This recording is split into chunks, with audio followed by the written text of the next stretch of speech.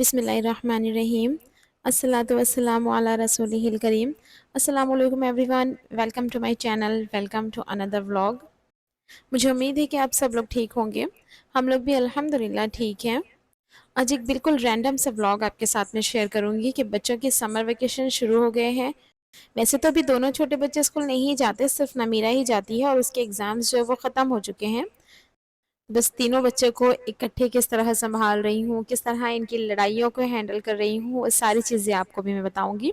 और हाँ, क्या-क्या एक्टिविटीज़ चल रही हैं इनकी वो भी बताऊँगी। आप यहाँ देखिए, ये लोग कैरम खेल रहे हैं। ये साल में सिर्फ 2 महीने के लिए बाहर आता है, क्योंकि छुट्टियाँ होती हैं तो फिर बहुत सारे गेम्स चाहिए होते हैं बच्चों को। तो ये एक काफ़ी अच्छी चीज़ है। बहुत ज़्यादा सारा टाइम जो है ना बच्चे इसके साथ में स्पेंड कर लेते हैं। अभी अपने पापा के साथ में बच्चे खेल रहे हैं और बहुत अच्छी एक्टिविटी मुझे तो लगती है ये। बच्चे क्योंकि यहाँ बिज़ी थे इसलिए मैंने दूसरे रूम में प्रेस लगा ली थी, क्योंकि बच्चे जब साथ हो ना तो फिर बड़ा डर लगता है आयरनिंग करते हुए। बहुत सारे नहीं, थोड़े ही कपड़े थे, मेरे प्रेस हो गए थे। अच्छा, ये जिस दिन का क्लिप है ना, तो उसके बाद में फिर मैंने कुछ भी शूट नहीं किया, क्योंकि इसके बाद में मैं अपनी सिस्टर के घर चली गई थी। असल में बच्चों का बार-बार फ़ोन आ रहा था। ऐसे कोई दावत नहीं थी हमारी वहाँ, लेकिन मेरी भांजियाँ ना बार-बार फ़ोन कर रही थी कि खाला प्लीज़ आ जाएँ, हमें बहुत बोर लग रहा है। तो इसलिए फिर मैं चली गई थी वहाँ। एक और सिस्टर के घर की दावत अभी पेंडिंग चल रही है, क्योंकि उसकी बेटी के एग्ज़ाम्स चल रहे हैं। वो मेडिकल स्टूडेंट है और हालाँकि वो काफ़ी फ़ोर्स कर रही है कि तुम आ जाओ, बट मैं नहीं जा रही हूँ, क्योंकि जब भांजियाँ बड़ी हो जाए ना, तो देखिए बहनों से ना दिल की बातें की जाती हैं, कुछ राज़ बताए जाते हैं। लेकिन जब भांजियाँ बड़ी हो जाए ना, तो गपशप लगाने के लिए फिर आपको भांजियाँ ही चाहिए होती है, फिर वो चीज़ बहनों के साथ में नहीं पॉसिबल होती। इसलिए मैं वहाँ अभी नहीं जा रही हूँ। मैं बार-बार कैंसल कर रही हूँ कि नहीं, बस उसका पेपर ख़त्म हो जाए उसके बाद ही मैं आऊँगी। ख़ैर, ये दूसरे दिन का क्लिप था। यहाँ मैं रात में अंडे आलू का सालन बना रही थी। कुछ चीज़ें रिफ़िल करनी थी मुझे, बस वही कर रही थी। ग्रॉसरी से रिलेटेड ना मैं आपके साथ में एक टिप शेयर करूँगी। देखिए, मैं एक ऐसे एरिया में रहती हूँ जहाँ पर ऐसा नहीं है कि अगर मेरे पास कुछ चीज़ें ख़त्म हो गई है तो मुझे उसके लिए मार्केट जाना पड़ेगा। हमारे एरिया में ना कई ऐसी दुकानें हैं जहाँ पर जो ग्रॉसरी आइटम्स होते हैं ना वो बहुत ईज़िली अवेलेबल होते हैं। तो मैं क्या करती हूँ कि ग्रॉसरी मेरी तकरीबन 3 महीने के बाद आती है।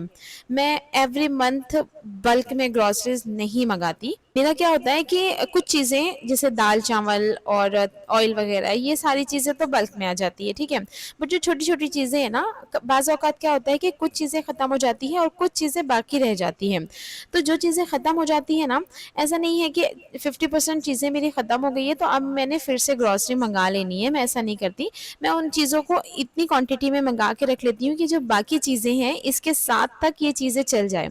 आई होप मैं आपको समझा पा रही हूँ, क्योंकि क्या होता है देखिए, एक तो किचन मेरा बहुत छोटा है, अगर मैं फिर से पूरी ग्रॉसरी मँगा लूँ, फिर से बहुत सारी चीज़ें मैं बल्क में मँगा लूँ, तो जो चीज़ें ऑलरेडी मेरे पास है, एक तो उन चीज़ों को फिर मुझे सँभालना पड़ेगा जब तक उनके कंटेनर्स, उनके जो बॉक्स है वो खाली ना हो जाए। दूसरा ना, इससे बजट पे भी काफ़ी असर होता है। इसलिए ना आप एक मरतबा करके देखिए, अगर आपके पास भी ये सहूलत है, आपके पास ऑप्शंस हैं कि आप कुछ चीज़ें छोटे इसमें अगर आप मँगवा सकती हैं अपने पास, तो आप इस तरह करके देखिए। क्योंकि मैं तो इसी तरह करती हूँ, मैं एवरी मंथ बल्क में ग्रॉसरीज़ नहीं करती। बस अभी जो मैं कुछ चीज़ें रिफ़िल कर रही थी ना, वो यही थी जो मेरे पास ख़त्म हो गई थी, मैंने पास की शॉप से मँगवा ली थी। इसी तरह ना सब्जियों के लिए भी मैं इसी तरह करती हूँ कि ऐसा नहीं है कि मैंने पूरे हफ्ते की सब्जियाँ अपने फ्रिज में स्टोर करके रखी हुई हो, ऐसा नहीं करती। 2 दिन 3 दिन के लिए ना मैं ले लेती हूँ, क्योंकि एवरीडे हमारे घर के सामने जो है ना ताज़ी सब्जियाँ मिल जाती हैं, सब्ज़ी वाले आते हैं। तो अल्हम्दुलिल्लाह अल्हम्दुलिल्लाह हम एक ऐसे एरिया में रहते हैं जहाँ हमें इन चीज़ों के लिए बिल्कुल भी परेशानी नहीं होती। हमें गोश्त भी ताज़ा मिलता है, सब्जियाँ भी ताज़ी मिल जाती हैं और इस तरह की शॉप्स भी अवेलेबल है जहाँ ग्रोसरी आइटम्स भी मिल जाते हैं। कुछ चीज़ें ऐसी होती हैं जिन्हें स्टोर करना पड़ता है, लाइक प्याज़ है, अदरक लहसुन है, आलू है, टमाटर है। कुछ चीज़ें ऐसी होती हैं जो पूरे हफ्ते की हमें लेनी पड़ती हैं। बाकी जो डेली हम सब्जियाँ बनाते हैं ना, वो मैं बहुत ज़्यादा लेकर फ्रिज में स्टोर नहीं करती। ख़ैर, ये तो एक अलग बात थी। अभी ना मैं अंडे आलू का सालन बना रही थी, मैंने आपको बताया।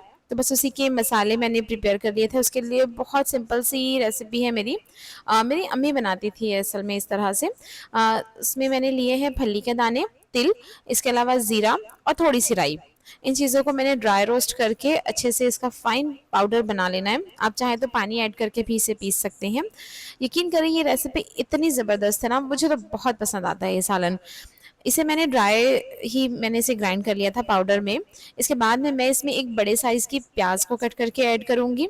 अच्छा, एक छोटा-सा टमाटर भी मैं इसमें डालने वाली हूँ। मेरी अम्मी इसमें कभी टमाटर नहीं डालते थे, बस बट मैं डाल देती हूँ छोटा-सा। इससे ना मसाले की क्वांटिटी थोड़ी-सी बढ़ जाती है बस। आप चाहें तो स्किप कर सकते हैं, लेकिन एक बार मेरे कहने पर ना इस रेसिपी को ज़रूर ट्राई कीजिएगा। इसमें ना खट्टे के लिए टमाटर या दही नहीं जाएगी, इसमें हम आमचूर पाउडर का यूज़ करेंगे।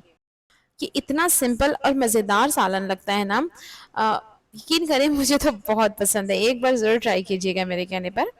खैर खैर चावल मेरा बन गया था। इसके अलावा मैंने आटा भी गूँध के रख दिया था। जब तक हमारा मसाला भुनेगा, साथ-साथ रोटियाँ भी बन जाएगी। अच्छा, अगर आपने मेरा यहाँ तक व्लॉग देख लिया है और अगर आपको मेरी वीडियोस थोड़ी-सी भी पसंद आती है ना, तो प्लीज़ लाइक कर दें मेरी वीडियो को। और अगर आप मेरे चैनल पर पहली मर्तबा आए हैं, तो प्लीज़ मेरे चैनल को सब्सक्राइब भी ज़रूर करके जाना और साथ ही बेल आइकन को प्रेस करना, ताकि मेरी जितनी भी नई-नई वीडियो मैं अपलोड करूँ, उसके नोटिफ़िकेशंस आपको सबसे पहले मिले। साथ ही मुझे कमेंट में ज़रूर बताना कि आपको मेरे कंटेंट पसंद आते हैं या किस तरह के आप कंटेंट देखना चाहते हैं, आप मुझे कमेंट में ज़रूर बताना। अंडे और आलूओं को मैंने एक साथ ही बॉईल करने के लिए रख दिया था। अंडे को ना मैं हल्का-सा ऑयल में फ्राई करूँगी। ये स्टेप मैं कभी स्किप कर देती हूँ और कभी इसे फ्राई कर लेती हूँ। हमेशा ऐसा नहीं है कि बस इसे मैं फ्राई करके ही डालती हूँ, कभी-कभी मैं स्किप भी कर देती हूँ। अच्छा, अंडे को फ्राई करने से पहले ना इसमें हल्का-हल्का सा कट लगा दें आप, बिल्कुल लाइट सा, गहरा नहीं, बिल्कुल हल्का-सा। इससे ना ऑयल जो उड़ता है ना, इसके छींटे नहीं लगेंगे। और बस तेज़ आँच पर ना मैं इसे जल्दी-जल्दी फ्राई कर लूँगी। थोड़े-थोड़े से बस इस पे पैचेज़ आ जाए गोल्डन से, दैट्स इट। इसे हमें बहुत ज़्यादा कोई डीप फ्राई नहीं करना है। साथ ही में मैं आलूओं को भी हल्का-हल्का सा फ्राई करती हूँ। जैसा कि मैंने बताया, ये स्टेप मैं कभी-कभी स्किप भी कर देती हूँ, बट आप एक मर्तबा कर लें, आलूओं को भी अगर आप फ्राई कर लें ना, टेस्ट थोड़ा-सा और एनहांस हो जाता है इसका। अच्छा, जब मैं ये सालन बना रही थी तो इसकी कंप्लीट वीडियो मैं शूट नहीं कर सकी क्योंकि मेरे घर मेहमान आ गए थे। तो इसलिए फिर यहाँ से मैंने वीडियो को डिसकंटिन्यू कर दिया था। मसाले तो आपने देख ही लिए थे कि मैंने ग्रेवी के लिए किन-किन मसालों का इस्तेमाल किया था। इसके अलावा मैंने इसमें डाले था सिर्फ़ थोड़ा-सा अदरक लहसुन का पेस्ट। इसके अलावा हाफ़ टेबल स्पून धनिया पाउडर, अपने टेस्ट के हिसाब से मिर्ची पाउडर, थोड़ा-सा हल्दी पाउडर और आमचूर पाउडर। आमचूर पाउडर आप बहुत एहतियात से ऐड करें, अगर थोड़ा भी ज़्यादा हो गया तो सालन बिल्कुल खट्टा हो जाएगा। इसके बाद बस मैंने फटाफट से रोटियाँ बना ली थी। खाना खाने में आज हमें थोड़ा-सा लेट हो गया था, बट इट्स टोटली फाइन। हमें आदत है इस तरह से कि वैसे भी हम बहुत जल्दी खाना नहीं खाते हैं। इशा के बाद ही खाना खाते हैं, लाइक 9 साढ़े 9 बजे तक। एक बार फिर कहूँगी कि इस रेसिपी को ना ज़रूर ट्राई कीजिएगा और मुझे कमेंट में भी बताना कि ये कैसी लगी आपको। खैर, आप बताएँ कि आपके बच्चों के एग्ज़ाम्स ख़त्म हुए हैं या फिर अभी भी चल रहे हैं? और आपकी क्या मसरूफ़ियत है इस वक़्त बच्चों के एग्ज़ाम्स के साथ, या अगर उनके वेकेशन स्टार्ट हो गए हैं तो इस वक़्त, और आपने किन-किन एक्टिविटीज़ में अपने बच्चों को इन्वॉल्व किया हुआ है और किस तरह से आप सारी चीज़ें मैनेज कर रही हैं? क्योंकि ये बच्चे ना इतना कोई तंग कर देते हैं, ये हर 10 मिनट के बाद में बोर हो जाते हैं। इनकी एक ही बात रहती है कि मैं बोर हो रही हूँ, मैं बोर हो रही हूँ। नमीरा के एग्ज़ाम्स ख़त्म जल्दी हो गए थे और मतलब ये मुझसे ज़िद किए जा रही थी कि मुझे खाला के घर जाने दें, मुझे नानी के घर जाना है, मुझे ताई-अब्बू के घर जाना है, बट मैं किस तरह भेजूँ? क्योंकि उनके बच्चों के एग्ज़ाम्स अभी चल रहे हैं। ने मुझे इतना तंग किया है ना, मैं परेशान हो गई हूँ। मैंने इसका एक हल निकाला, मैंने कुछ काम जो है ना, कुछ रिस्पॉन्सिबिलिटीज़ नमीरा के ज़िम्मे लगा दी है। लाइक सुबह नाश्ते के जो बर्तन होते हैं, इनमें क्योंकि बड़े बर्तन नहीं होते नाश्ते में, कुकर और कढ़ाई इस तरह की चीज़ें नहीं होती, तो सुबह के बर्तन मैं फिर इसे कहती हूँ कि चलो अब आप अपने बर्तन डेली धोने हैं। ये करते हुए तकरीबन 4 से 5 दिन हो गए हैं कि सुबह के नाश्ते के बर्तन नमीरा ही वॉश कर रही है। ये इसे एन्जॉय भी करती है क्योंकि ये काफ़ी देर तक इतने बर्तनों को लेकर बैठी रहती है और धोती रहती है, और मेरा भी काम हो जाता है, उस वो भी अपने काम में लगी रहती है। इसके अलावा दिन में कोई एक टाइम, किसी भी एक टाइम उसे झाड़ू लगाना होता है। अच्छा, क्योंकि ना मेरा 10 साल की है, ये भी बहुत छोटी नहीं है, ये कर सकती है और अल्हम्दुलिल्लाह बहुत अच्छे से काम कर लेती है। इसलिए मैं इसे इस तरह के काम करवा रही हूँ क्योंकि मेरे पास उसके लिए मज़ीद कोई एक्टिविटीज़ नहीं है। कुछ टॉयज़ हैं इसके पास ऐसे आर्ट एंड क्राफ्ट्स वाले, बट इससे भी ये बोर हो चुकी है अब।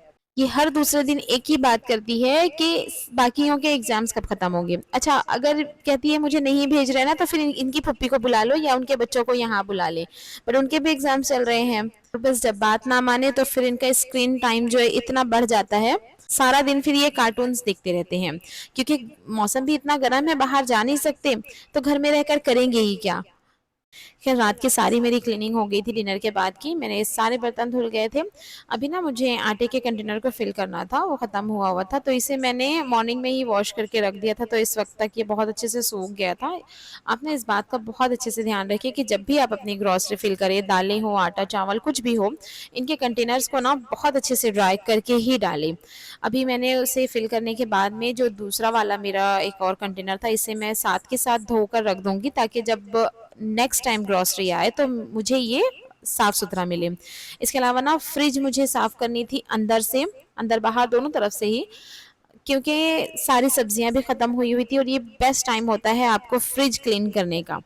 बहुत ज़्यादा गंदी नहीं होती, क्योंकि अकेले के हाथ में हो ना तो चीज़ें ना बहुत अच्छे से मेंटेन रहती है। ये कुछ ब्रेड्स वगैरह बच्चों ने यहाँ गिरा दिए थे, 2 दिन से सोच रही थी कि बस इसे इसकी सफाई करूँ, बट वही है कि कुछ डिफरेंट काम निकल जाता था, तो इसलिए ये निगलेक्ट हो रही थी। आप देखिए मेरी फ्रिज में ना बहुत ज़्यादा कोई लाइक ऑर्गेनाइजर नहीं है, क्योंकि जैसा मैंने बताया कि मैं बल्क में सब्जियां भी नहीं स्टोर करती, इसलिए मुझे इसकी ज़रूरत ही नहीं पड़ती। बस कुछ एक बॉक्सेस हैं मेरे पास, लाइक हरी मिर्चें हैं, समार है, और कुछ सब्जियां हैं जो जिन्हें रखना ही पड़ता है। कुछ एक दो टोकरियां हैं जिसमें टमाटर वगैरह मैं स्टोर करके रखती हूँ। बस इस तरह से, बहुत ज़्यादा मैंने ऑर्गेनाइजर नहीं अपने फ्रिज में भर रखे हैं, और अल्हम्दुलिल्लाह ये सारी चीज़ें प्रैक्टिकल भी हैं काफ़ी। खैर बहुत सारी बातों के साथ में हम आ गए हैं अपने व्लॉग के एंड पर। और बस एक बार फिर से याद दिला दूं कि अगर अभी तक आपने मेरे चैनल को सब्सक्राइब नहीं किया है तो पहले सब्सक्राइब कर लीजिए। तो फिर मैं मिलूंगी आपसे इंशाल्लाह एक और नई वीडियो के साथ में। तब तक के लिए अपना और अपनी फैमिली का ख्याल रखें, मुझे दुआओं में याद रखें। अल्लाह हाफिज।